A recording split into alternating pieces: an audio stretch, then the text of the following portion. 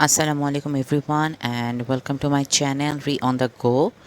This is Israt Ether and you know that I have been sharing many videos regarding my Canadian PR application.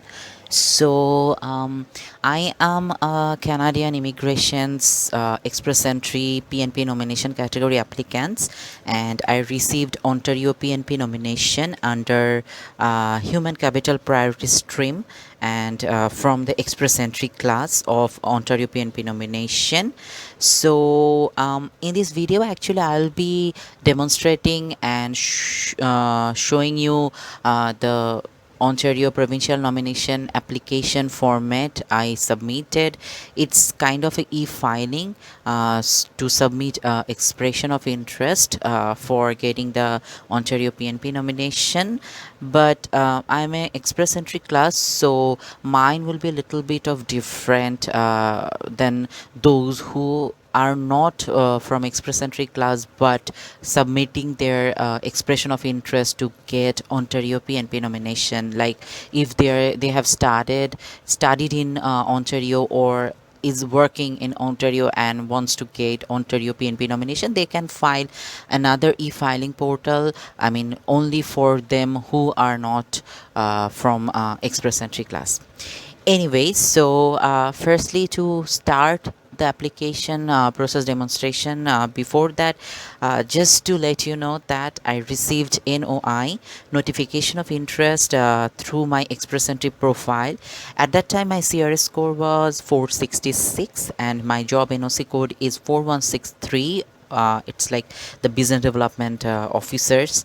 So at that time the NOI requirement of was actually who the candidates who has a CRS score between 463 to 467, and Ontario selected 10 NOC job codes, and among them one of my job code was one of them. That's why I was qualified to get that NOI from Ontario PNP province actually. So after that I submitted that expression of interest through the Ontario e-filing portal in Ontario government website. So I'll be showing you that I'll be showing you my profile, that what are the information were needed and what kind of documents I submitted.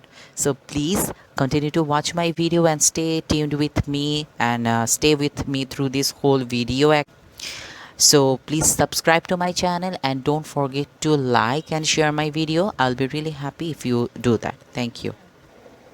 To start your e-filing portal or e-filing process, first you can search in the Google and write OINP e-filing portal.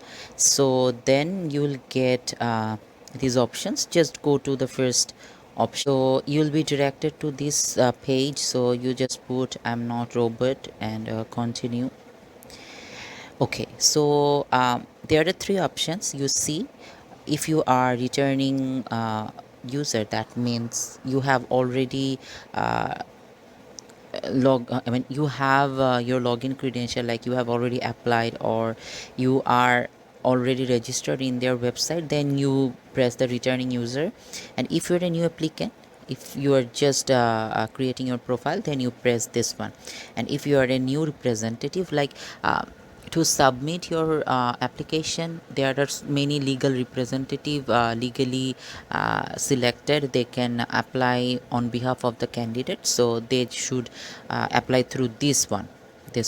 Okay, anyways, so I have already applied and I am a returning user, so I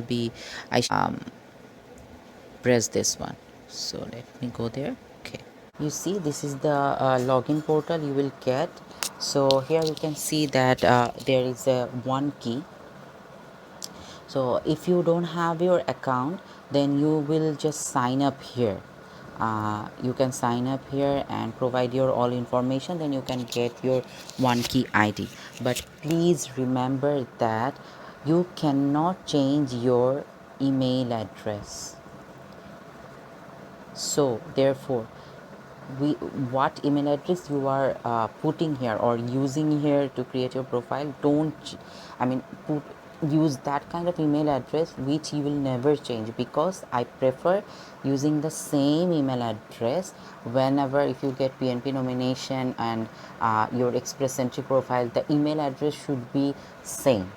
I mean, there is no legal bindings as far I know, but it should be the same, because that I heard that for the Canadian government, or for Canadian people, they, I mean, it's like your credibility.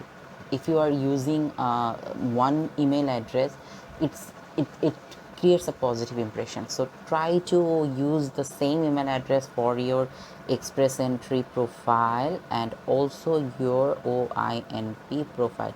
So the email address should be same actually. So you'll just sign in over here. Then this kind of page will appear. These are the some rules and regulation you have to follow. So I have already gone through the rules and regulations. If you want, you can go through by yourself. Then you just press continue. Okay, so after that you'll get this information. You remember I was saying that don't you cannot change your email address. So once you have put email address, every time you log in you have to give your email address every time. So don't change your email address. That's my advice actually. So you put here your last name and first name and email address every time you log in. So you see, then this page will appear. If you are submitting a new application, then you should press this one. Okay, so at in this portal you'll see that there are some option through which you can start your creating your profile.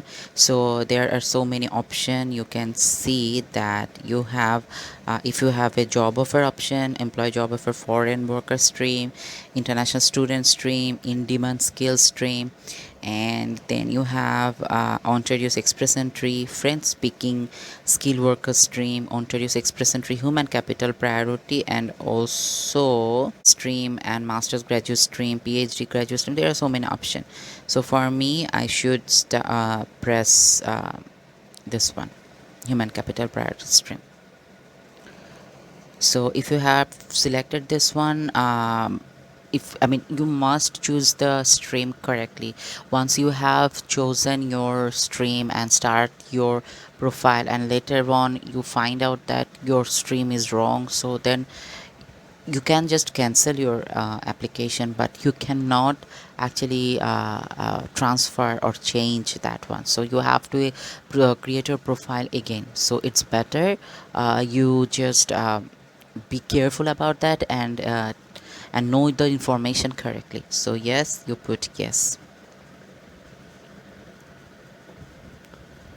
Okay, so here I will put this information. Select the program used to be assessed against FSW, Federal Skilled Workers, and let's see what happens. Okay, then you have to create your profile and give all your information. So once you have created your profile, you will see that there will be file number. There will be file number and stream, date submitted, status, score, withdraw, and everything. So you just start your application by clicking on your file number. So here is what I will do now. I'll go my file number and see my status is already approved. So you see that it's written that it's already approved. So I will show you that what was in my profile. So we'll be directing to the page where I submitted my profile. First one, you have to provide some information. Like first one is assistance with application. So you see that if someone is assisting you, you have to declare this one, that is there any representative or someone is assisting you or not. Actually I faced some issues when I was doing this application, that firstly I opened this account using my laptop. when one of my friend wanted to help, who actually did this kind of thing. So he's not an agent, but he's a friend of mine. So he wanted to start that profile in his laptop. So after that, what happened, I don't know what happened actually. You see, before that I had two application in the list, because the first one actually, after he tried to sign in, I was kind of locked out. I couldn't input any give any inputs or do anything with my profile later on. I actually completed 60% of my profile, but when he tried to sign in and try to help me out, after that I couldn't actually get through my profile. So I will recommend you, please and please use your laptop. Don't let anyone else doing this, unless you declare this, because this is the technical thing. They may find out that which, I mean, in which IP address you are using. So just be careful about this. I will really recommend you to do this by yourself, because it's very easy. You don't need anyone's help anyways. So these are the information you have to put, and first you have to declare, and then there are some general information. I'm extremely sorry, due to my privacy issue I really cannot show you this information anyway. So in general information, your passport name and everything, my applicant's information, here I had to put my name. And please be careful about writing your name, this thing, because the spelling must be correct according to your passport. Then your contact information, you have to provide your home address and also your mobile phone, and of course email address. Immigration information, if you have any other countries citizenship or immigration status. Then you put your education history. In the education history, you see, you have to provide your highest level of education you have got. If you have done your ECA, please put that status over here. So I will show you that one entry of mine. So you have this information, that start date, end date of your degree. If you have this one is master's level, you put this one, name of your institution, whether it was part-time and full-time, and country of education. And then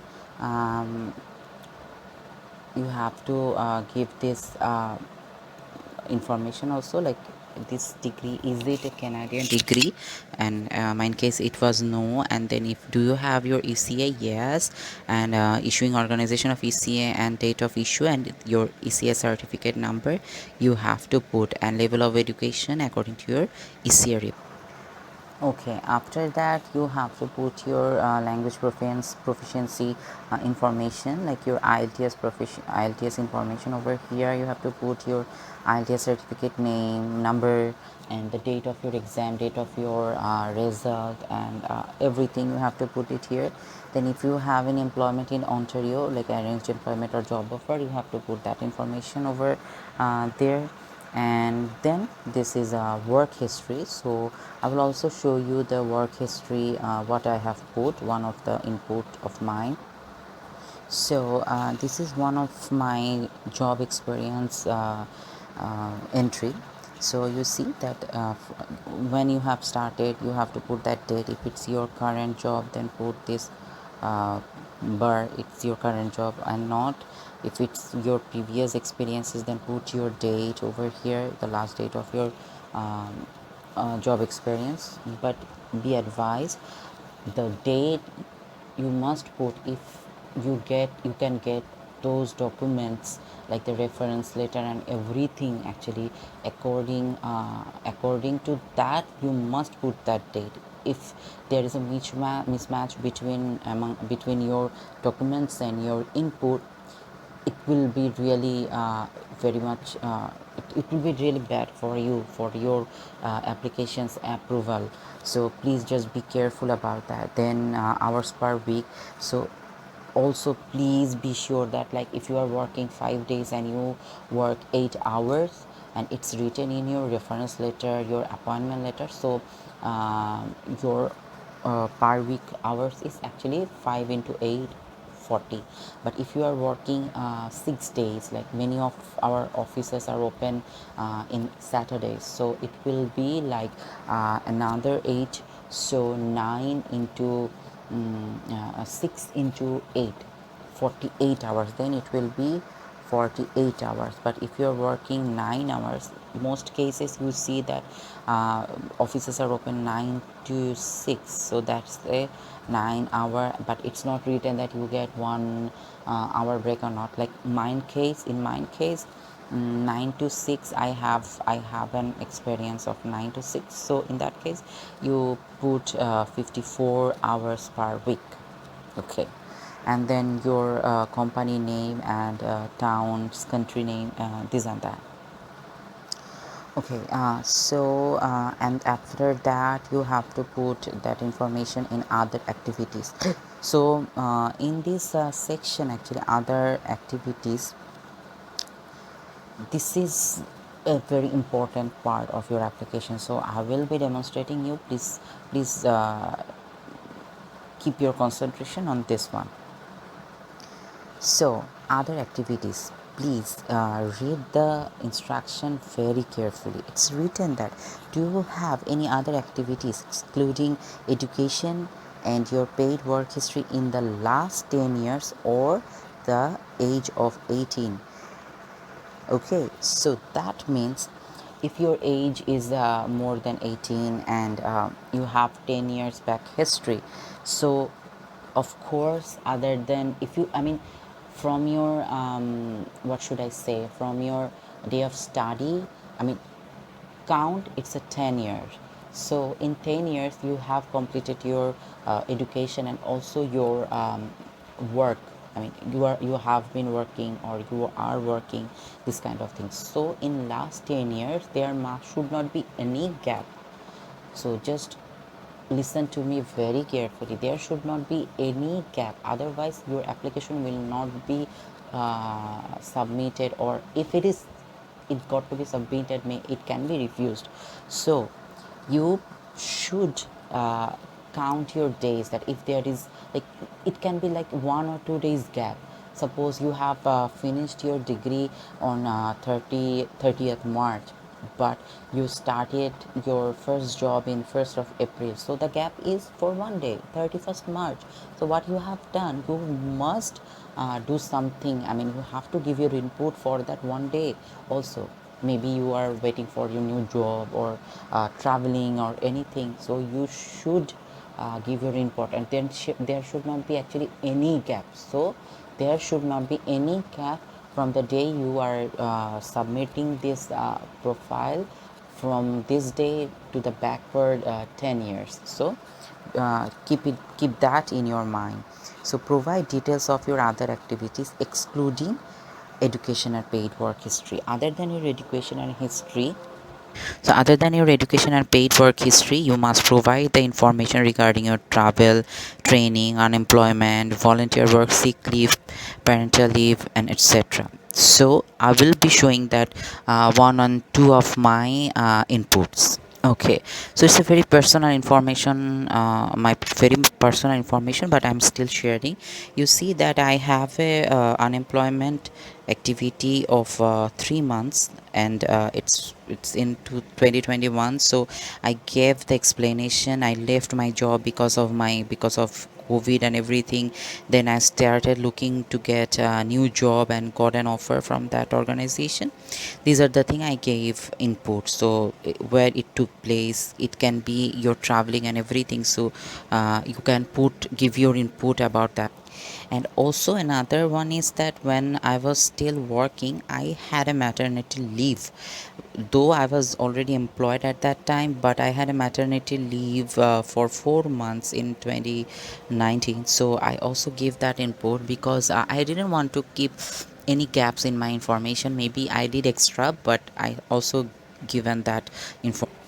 Okay, I also given information about my travel. I did, why I did it. So after that, you have the information, you have to provide the information of intention to reside in Ontario. So there will be some information if you have any family staying in Ontario, so you have to provide his or her information. I have my uncle over there, so I gave his information. But remember, if you are giving this information, you must provide the documents. Like you have to provide your uncle or aunts, but whoever is who, I mean what who relative is that your relatives information, like PR card, health card, any address proving information, you have to provide that. And also settlement fund, you have to provide the total amount over here. It's not like the express entry profile where you have to give every information. It's not like that, but you have to give the total amount you are getting for as your settlement funds. And then some general information about learning about OINP. Okay, so that's it. This is for my this first part, because this video will have another part. I will be giving the information regarding the documents I was needed to submit for this Ontario provincial application. So here I submitted many documents, my documents, my husband, my kids. So in my next video I will show you that what are the documents I was actually needed to upload over here. So please keep watching me and stay tuned with me, and also watch my next video, I how you can submit your Ontario Provincial Nomination e-filing portal. So thank you so much. Please subscribe to my channel and stay tuned with me for more information about this whole Canada PR application process. Thank you so much. Stay blessed. Bye.